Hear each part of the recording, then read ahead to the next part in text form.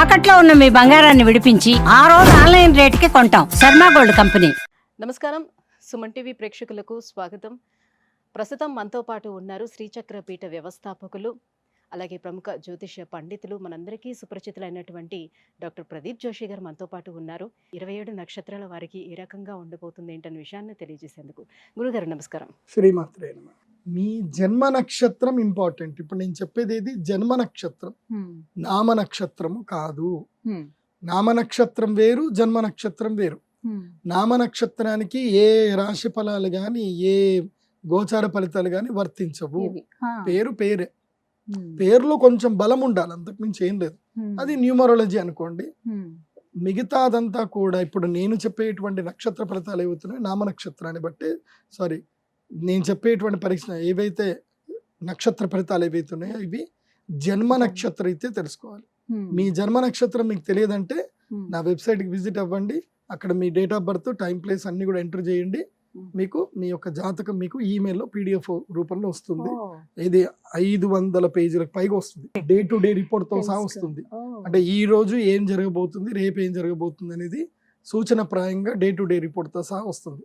So అది మీరు స్వీకరించవచ్చు. మీ జన్మ నక్షత్రం అక్కడి నుంచి తెలుసుకోండి. పేర్లను బట్టి ఇప్పుడు శ్రీనివాస్ అని పేరు ఉంటుంది, అందరు తులారాశి అని చెప్పేస్తారు. కాదు. ఇప్పుడు వెంకటేష్ అంటారు, వేవో కాకి మృగశిర నక్షత్రము అంటే ఇది మిథున రాశి అని చెప్పేస్తారు. కాదు. సో ఇలా పేరును బట్టి మీరు రాశులు చెప్పుకోకండి, నక్షత్రాలు చెప్పుకోకండి, దాని ఫలితాలు ఉండవు. సో ఇప్పుడు ఈ సంవత్సరము క్రోధినామ సంవత్సరంలో ఒక్కొక్క నక్షత్రం వారికి ఎలా ఫలితాలు ఉన్నాయో చెప్తాను. అందరూ జాగ్రత్తగా వినండి. మీ జన్మ నక్షత్రాన్ని బట్టి మీరు నోట్స్ రాసుకోండి. గురుగారు, ఈ జ్యేష్ఠ నక్షత్రం వాళ్ళకి ఏ రకంగా ఉంది? శ్రీ గురుభ్యో నమః. శ్రీమాత్రే నమః. జ్యేష్ఠ అన్ని నక్షత్రాల్లో పెద్ద నక్షత్రం ఇదే నక్షత్రం, జ్యేష్ఠ నక్షత్రం. జీవితంలో కూడా పెద్దన్న పాత్ర పోషించే వాళ్ళు కూడా వీళ్ళే ఉంటారు, జ్యేష్ఠ నక్షత్ర జాతకులే ఉంటారు. అద్భుతమైన నక్షత్రము, అద్భుతమైన లక్షణాలు, గుణగణాలు ఉంటాయి, చాలా మంచి వ్యక్తిత్వాలు ఉంటాయి. అందరికీ పెట్టే దాంట్లో వీళ్ళు నంబర్ 1లో ఉంటారు. ఎప్పుడైనా సరే వీళ్ళది పెట్టే చేయి ఉంటుంది జ్యేష్ఠ నక్షత్రం. అయితే ఎలా అంటే వీళ్ళు జ్యేష్ఠ నక్షత్రం వాళ్ళకి ఏంటంటే వీళ్ళ సీక్రెట్ ఏంటంటే, ఇది మీరు తెలిస్తే ఆడుకోండి. ఇంకా జ్యేష్ఠ నక్షత్రం వాళ్ళకి ఏంటంటే పొగిడితే ఆస్తి కూడా రాసిచ్చేస్తారు. వీళ్ళకి పొగడాలి, వీళ్ళకి దాసోహం అని చెప్పి వీళ్ళ దగ్గర అహంకారం లేకుండా మీరు గనక పూర్తిగా డెడికేటెడ్గా వీళ్ళకి మీరు శరణాగతి అయితే వీళ్ళు తమ జీవితాలు కూడా మొత్తం రాసిచ్చేస్తారు. గుర్తుపెట్టుకోండి, ఇది జ్యేష్ఠ నక్షత్రం యొక్క ప్రధాన లక్షణం. అయితే ఇది ఇంట్లో వాళ్ళందరికీ కష్టం. ఎందుకోసం అంటే ఎవరు పొగిడితే వాళ్ళకి ఆస్తులు రాసించుకుంటూ పోతే మనకే ఉంటుంది అంటే ఏముండదు. ఒకటేంటంటే ఇంట్లలో ఎవరు శరణాగతి ఉండరు, డెడికేటెడ్గా ఎవరు ఉండరు. తిడతారు, భార్య తిడుతుంది, అమ్మ తిడుతుంది, నాన్న తిడతారు. వీళ్ళకి తిడితే పడదు. ఎవరు తిట్టినా ఏదైనా వీళ్ళ గురించి నెగిటివ్ ఎవరికి వీళ్ళకి చెప్పకూడదు. వీళ్ళు ఎంత చండాలమైన పని చేయని నువ్వే గొప్ప అని అన్నారు, అదొక లక్షణం, అది మంచిది కాదు. మన తప్పును మనం ఒప్పుకోవడం అనేది గొప్ప లక్షణం. కానీ వీళ్ళు ఒప్పుకోరు, ఎట్టి పరిస్థితులు ఒప్పుకోరు. వీళ్ళ జీవితంలో వీళ్ళ తప్పు ఏదైనా జరిగింది, వీళ్ళ తప్పును అసలు ఒప్పుకోరు. వీళ్ళకంటూ ఒక జడ్జిమెంట్ ఉంటుంది, వీళ్ళకంటూ ఒక పర్ఫెక్ట్గా వీళ్ళు ఒక ఫిక్స్ అవి ఉంటారనమాట. ఇది నేను కరెక్టే చేశాను అని ఫిక్స్ అయిపోతారు. ఇప్పుడు ఉదాహరణకి వాళ్ళు కరెక్టే, ఇప్పుడు కూడా కరెక్టే. బికాస్ పొడిచారు అంటే ఏంది, గాయం అయింది. ఈయనంటే నేను పొడవలేదు, నేను సర్జరీ చేశాను అంటాడు. ఆ పొడవడం వల్ల కూడా మంచి జరిగింది, నేను సర్జరీ చేశాను. మామూలు ఒక రౌడీ పొడిస్తేనేమో దాన్ని హత్య అంటారు, నేను డాక్టర్ని, నేను సర్జరీ చేశాను అంటాడు. ఆ కైండ్ ఆఫ్ మెంటాలిటీ ఉంటుంది జ్యేష్ఠ నక్షత్రం.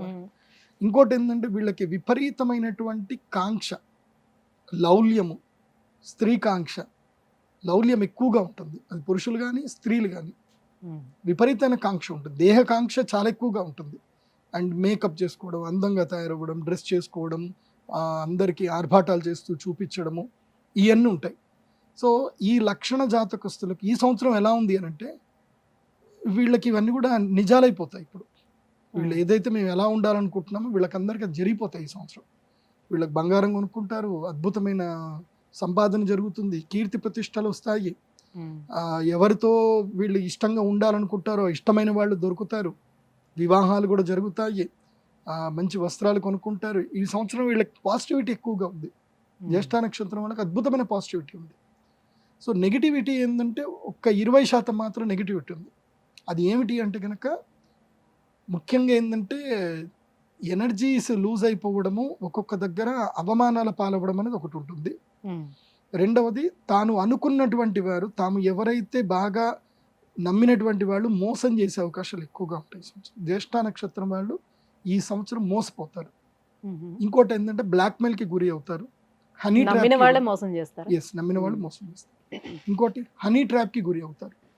కాబట్టి ముఖ్యంగా యంగ్స్టర్స్ ఎవరైతే 22 ఏళ్ల నుంచి 44 ఏళ్ల మధ్యన ఉండేటువంటి పురుషులు ఎవరైతే ఉన్నారో, మీ అన్నౌన్ స్త్రీలు ఎవరైతే ఉంటారో వాళ్ళ పట్ల మీరు అప్రమత్తంగా ఉండండి.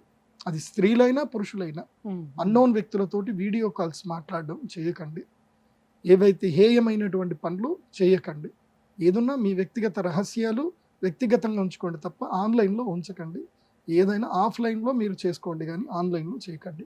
చేస్తే మీ జీవితం మొత్తం కూడా ఆన్లైన్లో అయిపోతుంది. ఇంకంతా తిరుగుతుంది, చక్కర్లు పడుతుంది. దానివల్ల చాలా ఇబ్బందులు పడిపోతారు. ఈ మధ్య కాలంలోనే ఒకళ్ళ జరిగింది, మా పిల్లాడే. వాడికి ఇట్లాగే ఎవరో సడన్గా వీడియో కాల్ చేశారు, ఎవరో తెలీదు, లిఫ్ట్ చేశాడు. ఏదో దరిద్రం కనపడింది, వీడి ముఖం దాంట్లో పడింది. ఆ తర్వాత ఇంకా నీకు ఫేస్బుక్లో, ఇన్స్టాగ్రామ్లో నీకు ఇంతమంది ఫాలోవర్స్ ఉన్నారు అంటే, ఆయనకి దాదాపు 3 లక్షల మంది ఫాలోవర్స్ ఉన్నారు. ఈ ఫాలోవర్స్ అందరికి మేము ట్యాగ్ చేస్తాం, ఈ వీడియో పెడతాం, అది చేస్తాం అని చెప్పి భయపెట్టారు. అలా భయపెట్టేసరికి పూర్తిగా డిప్రెస్ అయిపోయి కింద పడిపోతే వాళ్ళ ఆవిడ నాకు ఫోన్ చేసింది, అన్నయ్య ఇట్లా ఏమో చేస్తున్నాడు ఈయన, నాకేం అర్థం కావట్లేదు, ఏదో బాధపడుతున్నాడంటే తీరా వెళ్ళి కలిసి మాట్లాడి, ఏం కాదురా అవన్నీ దానికి ఏం పట్టించుకోకని చెప్పి ఇమ్మీడియట్లీ నాకు తెలిసిన డీజీపీ గారు ఉన్నారు, వాళ్ళకి చెప్తే వాళ్ళు సైబర్ క్రైమ్ నుంచి అది ట్రాక్ చేసి అది కాస్త వాళ్ళకి వార్నింగ్ ఇచ్చి చేపించారు. సో ఇది సామాన్య వ్యక్తులకైతే కష్టం. కొంచెం పేరు ప్రఖ్యాతులు ఉన్నటువంటి వాళ్ళైతే ఏదైనా చేసుకోవచ్చు, కానీ ఇంతే ఈ 1 మినిట్ ఒకటి చాలా జీవిత నాశనం చేయడానికి. కాబట్టి మీ చెప్పేది ఒకటే, స్మార్ట్ ఫోన్స్ వాడడం నేర్చుకోండి. నాకు తెలిసి సుమన్ టీవీ ఒక ప్రోగ్రామ్ పెట్టండి, how to utilise smart phones అని మీరు ఒకటి పెట్టండి, వైరల్ అవుతుంది చూడండి కావాలంటే. అంటే చాలా మందికి స్మార్ట్ ఫోన్ ఎలా వాడాలో తెలియదు. ఐ థింక్ అతను ఎవరో అబ్బాయి చంద్రశేఖర్ ఎవరో ఉన్నట్టున్నాడు, ఎథికల్ హ్యాకర్. ఆ అబ్బాయి తోటి మీరు ఇంకా వీడియోలు చేయించండి. మీరు మెయిన్ అయితే జ్యేష్ఠ నక్షత్రం వారు మీ యొక్క డబ్బులు కాపాడుకోండి, మీ పరువును కాపాడుకోండి, కానీ భయపడకండి. మిగతా అన్నీ బాగుంటాయి, మిగతా అంతా బాగుంటుంది. ఏ పని అనుకున్నా పని చేస్తారు.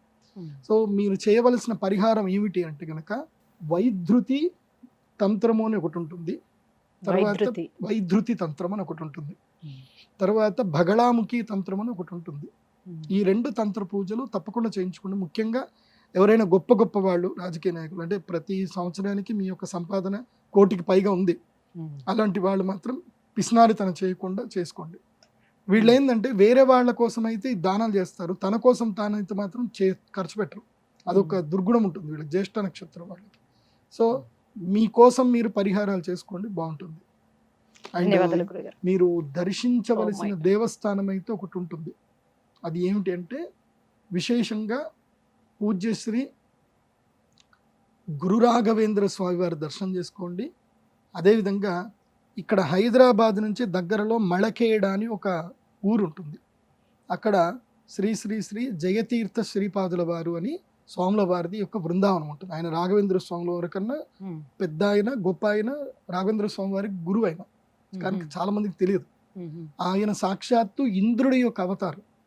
జ్యేష్ఠ నక్షత్రానికి ఇంద్రుడు అధిపతి.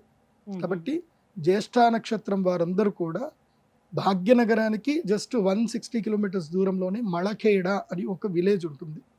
అక్కడ శ్రీ జయతీర్థ స్వాముల వారి బృందావనం ఉంటుంది. అక్కడికి వెళ్ళేటప్పుడు తప్పకుండా పంచా ధోతి తీసుకొని పోవాలి. ప్యాంటు షర్ట్ అయితే వాళ్ళు లోపలికి అలో చేయరు. పంచా ధోతి కట్టుకొని అక్కడ లోపల స్వామివారికి 108 ప్రదక్షిణలు చేసుకోండి, మీ జీవితం బాగుంటుంది. ఇంద్రుడి యొక్క దేవస్థానం ప్రపంచంలో ఎక్కడ లేదు, అదొక్కటి దేవస్థానమే ఇంద్ర దేవస్థానం. ధన్యవాదాలు గురుగారు.